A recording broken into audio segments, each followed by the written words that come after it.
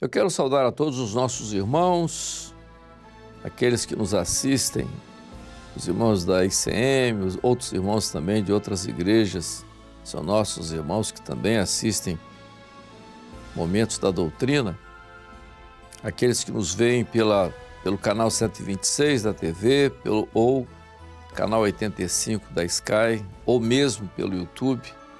A todos a paz do Senhor. Nós vamos dar continuidade ao nosso assunto sobre dons espirituais logo depois da vinheta.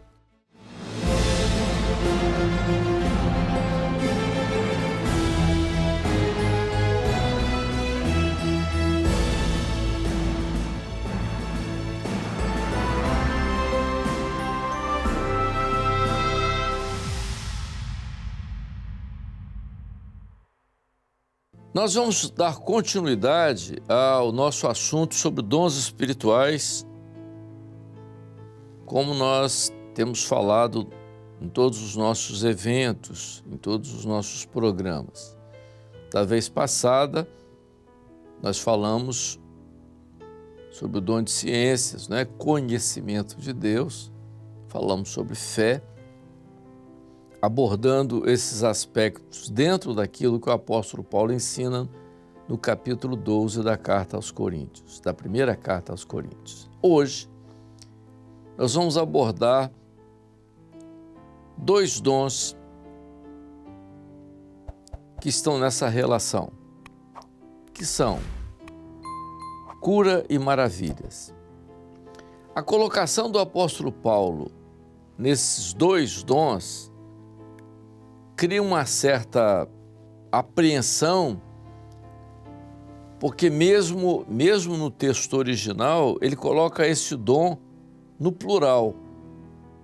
Dons de curar, dons de maravilhas. Porque todos os outros dons são colocados de uma forma simples, no singular, porque esses dois dons são colocados no plural, dons de curar e dons de maravilhas. Será que há alguma coisa que o apóstolo Paulo quer mostrar nessas duas colocações? Eu disse em outros momentos que o grande problema dos nossos irmãos pentecostais, às vezes, é ler a primeira parte do capítulo 12 da primeira carta aos Coríntios, ler a metade do capítulo e não concluir o restante do capítulo.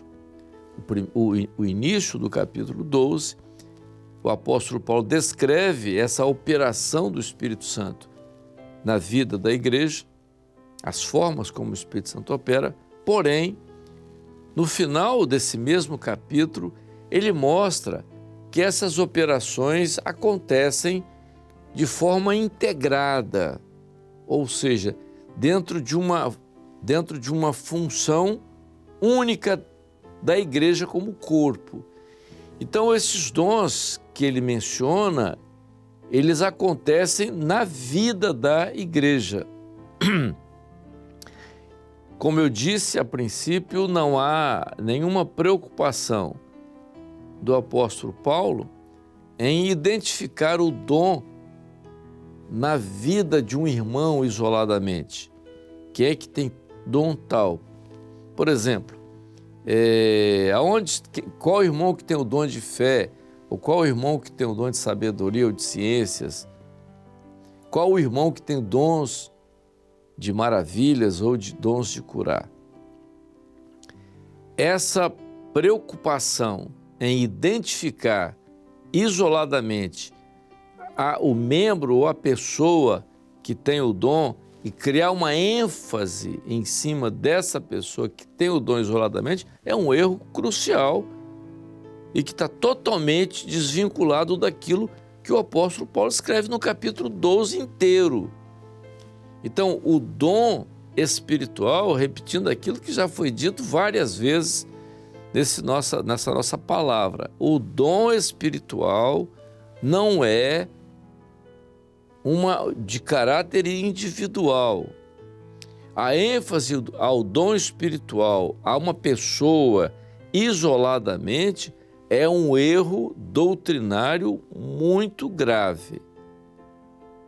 Então, a pessoa é a pessoa que é o dom, né, que tem o dom de curar, é o irmão que tem o dom de curar, é a irmã que tem o dom de curar. Aí você coloca toda a sua atenção em cima daquele irmão ou daquela irmã. Isso é um perigo muito grande e não é isso que o apóstolo Paulo fala na carta aos Coríntios. Então, por que dons de curar? Será que há vários dons de curar? Então, existem dons de curar, existem vários dons de curar? Como? Então, um irmão é usado para curar tal doença, outro é usado para curar tal doença. Então, dons... Será que é isso? Não é isso. A expressão dons de curar, como dons de maravilha, é uma expressão que o apóstolo Paulo usa para o dom na igreja, porque todo o objetivo do dom espiritual é a edificação da igreja. Então, como é que isso ocorre? Então, Paulo está dizendo que as curas podem ocorrer dentro da igreja de várias formas, por isso é dons de curar. Como de várias formas? O Espírito Santo vai operar na vida da igreja dentro desse dom de várias formas. Então, o dom é para a igreja. Então, você tem um culto. Durante o louvor, a igreja está ali adorando, glorificando ao Senhor, louvando, e durante o louvor, Deus opera uma cura. Pode acontecer? Pode. Enquanto a igreja glorificava, enquanto a igreja adorava ao Senhor, houve uma operação de cura. Pode. Enquanto o pastor pregava, durante a mensagem, houve uma operação de cura. Pode acontecer. Mas depois do culto, um irmão lá foi dar atendimento, atenção de uma pessoa doente, e o irmão foi lá, impôs as mãos e Deus curou. Pode. Há casos, até isso, de você ora e você ora ali por uma pessoa que não está ali. E essa oração você fez para uma pessoa que está em outro lugar.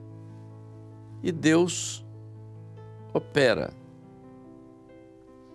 Mas é interessante, porque todo o objetivo da cura não é dar ênfase à pessoa que foi curada, mas a igreja, a edificação da igreja por aquilo que Deus fez.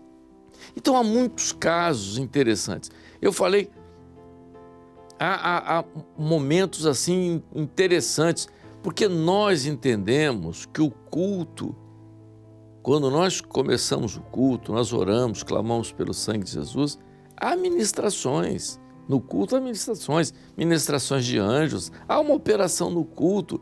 Então, as curas podem acontecer ou no culto ou fora do culto. Às vezes, até lá no hospital você orou, ou Deus foi lá e operou, ou às vezes o irmão foi lá, orou, operou.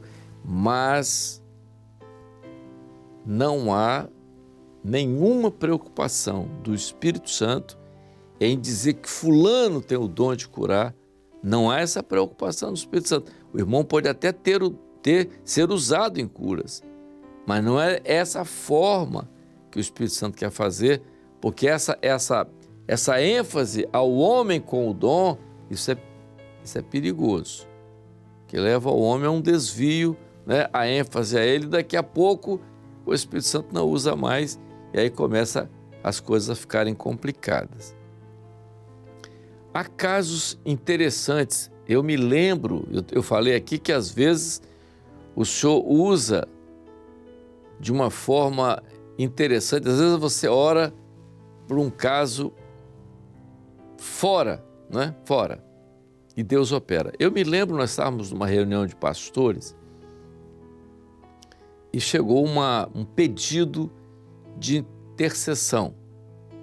Uma irmã nos Estados Unidos, uma das nossas igrejas nos Estados Unidos, ela estava grávida e a criança tinha um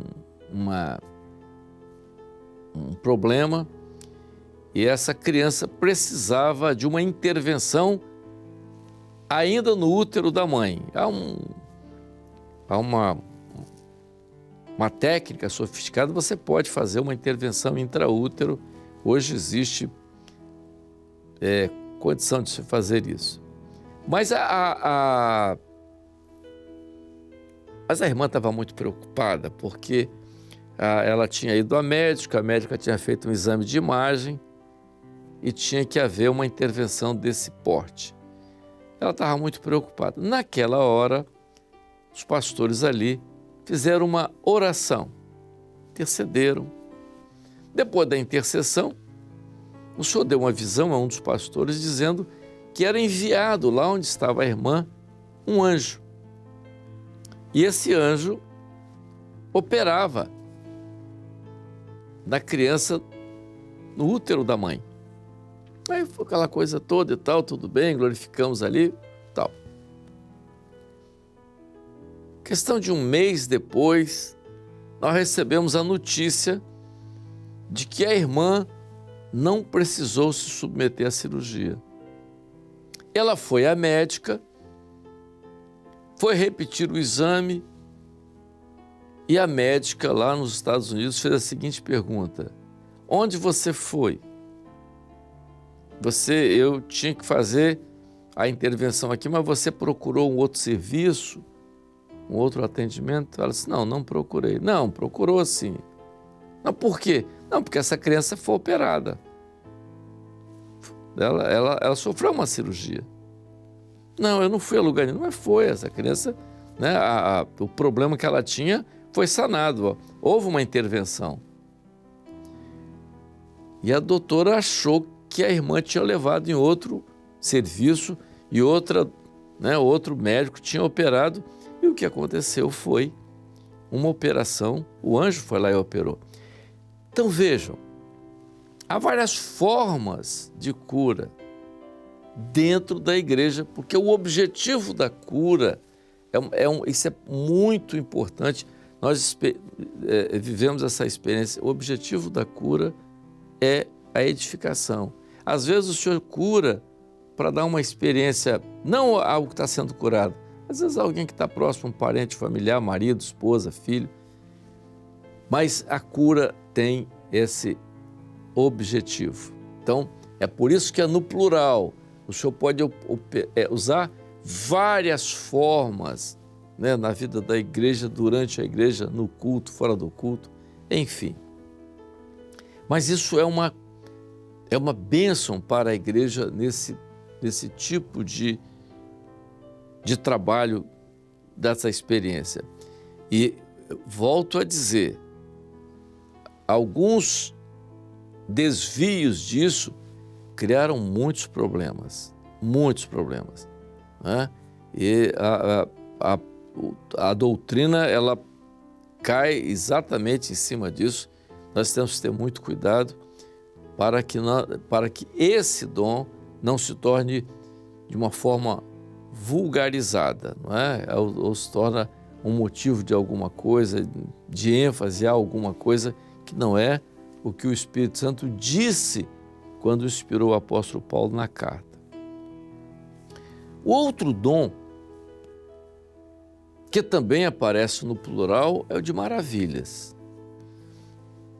Mas o que é o dom de maravilhas? Por que a palavra maravilhas? Maravilha é alguma coisa que você não explica, que você não consegue dar uma explicação inteligível, racional, alguma coisa fora daquilo que é o racional. Isso é uma maravilha, né? As pessoas gostam de uma expressão muito comum, é uma coisa que transcende, né? Os filósofos chamavam de metafísica, sei lá, não é o importante para nós. Mas a maravilha é alguma coisa que você não explica por causas naturais. Às vezes até uma cura pode ser uma maravilha, às vezes uma coisa que o senhor pode fazer que é uma maravilha. Da mesma forma, não há o homem que Deus usa com maravilhas. Olha, vamos procurar o irmão fulano, porque Deus o usa com maravilhas, ele é muito usado com maravilhas. Não, isso vai acontecer na vida da igreja, da mesma forma que eu falei sobre os dons de curar. Isso pode acontecer na situação da igreja, na vida da igreja, e a igreja tem que participar, ver essas coisas que podem acontecer no dia a dia da igreja. Eu me lembro, uma vez eu era estudante de medicina, eu estava no 3º ano de medicina, pastor Jonas era pastor lá na igreja de Vila Velha, e nós estávamos num culto, era um culto de ceia, e durante o culto, antes dos irmãos participarem da ceia, o pastor Jonas foi usado numa interpretação de línguas e disse: minha igreja, nessa noite eu vou operar um sinal. E é um sinal numa criança. Eu vou fazer essa criança ver. E nós tínhamos na igreja uma criança de uns 4 para 5 anos, essa criança era cega. E essa criança tinha tido, a idade de 1 ou 2 anos, tinha uma meningite, evoluiu para o encefalite e tal, e essa criança ficou cega. É uma lesão irreversível de nervo óptico, então ficou cega. Tentou vários tratamentos, nada, irreversível. E no dia, o senhor usou o Jonas e disse: vou operar um sinal nessa criança. Eu falei para o Jonas, fui no ouvido dele e falei: Jonas, essa criança é cega. Não é? Eu pensei que o Jonas não soubesse. Mas Jonas disse: eu sei. Interessante que essa criança começou a ver. Foi uma coisa espetacular na igreja, aquela coisa que aconteceu e tal, coisa maravilhosa e tal, todo mundo empolgado com aquilo. Foi um momento especial da igreja. Então, aconteceu durante um culto numa interpretação de línguas. Como às vezes pode acontecer em outra situação. Olha só como é que acontece.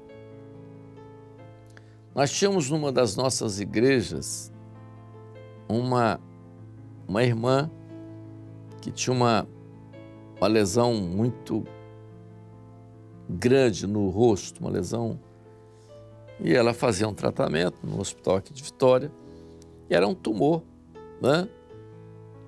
De face, um tumor maligno, mais agressivo, e que não tinha jeito de fazer a cirurgia. E a coisa estava piorando. Ela foi ao culto e ela já com um pouco de deformidade do rosto, e ela estava no último banco e, de repente, ela contando isso, um ser chegou do lado dela e disse: vai para casa, mais tarde eu vou na sua casa operar em você. Terminou o culto, ela foi para casa. Ela estava em casa ali, era um culto depois da escola dominical. E aquele ser, quando ela estava lá, estava deitada assim, o ser apareceu lá. E ele disse que ela contando o fato, e ela disse que ela adormeceu e ele fez alguma coisa nela, lá, a operação.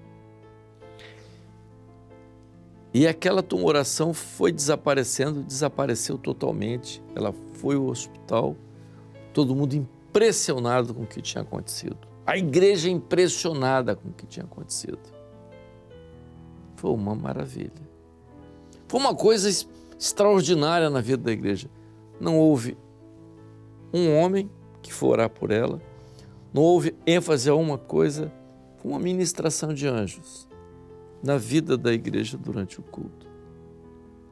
A maravilha, existem muitas formas de maravilhas, coisas que podem acontecer na vida, às vezes, não só na cura, mas em outras situações que podem acontecer para mostrar aquilo que Deus é capaz de fazer. Mas guardem uma coisa, tanto a cura como a maravilha, não há nenhum objetivo de identificar alguém. O dom, ele vai se manifestar na vida da igreja, porque o objetivo é a edificação da igreja. Há coisas extraordinárias de maravilhas, tanto de curas, como em situações, entendeu? Tudo aquilo que não se explica por uma causa natural, científica, é uma maravilha. E Deus tem feito isso na vida das nossas igrejas, essas experiências. Mas, repito, todo objetivo é aquilo que Paulo diz no início da carta. O dom espiritual tem como objetivo, tem como um fim proveitoso. Qual o fim proveitoso? A edificação da igreja. E é o que é importante para nós. Amém? Nós estamos parando por aqui porque os assuntos são muito vastos. Nós vamos concluir esse assunto para nós na Carta aos Coríntios, falando no próximo programa nosso sobre os 3 últimos dons, então, né? Que são, já falamos sobre o 7º, que é discernimento de espírito. Nós vamos falar sobre profecia, variedade de línguas e a interpretação das línguas. Esse será o assunto do nosso próximo programa. A paz do Senhor.